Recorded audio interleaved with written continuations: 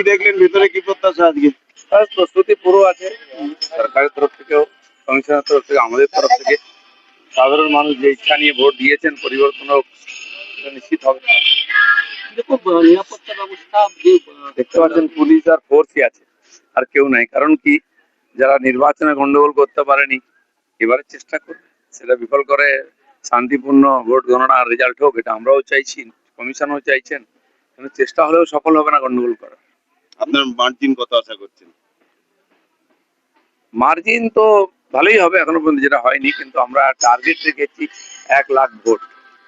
খড়গপুরের মানুষের কাছে আমরা দাবি রেখেছি, নিশ্চয়ই তারা আমাদের দাবি পূরণ করবেন। শুধু খড়গপুর না, বাকি বিধানসভা কেন্দ্রগুলি সব জায়গায় একতরফা হবে, রেজাল্ট দেখে রাখুন, নতুন সরকার হবে।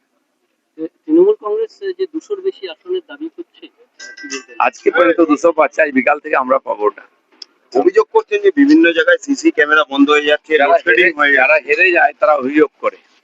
অলরেডি রাস্তায় বসে গেছেন, কারা বসে? বিরোধীরা বসে অভ্যাস করছে।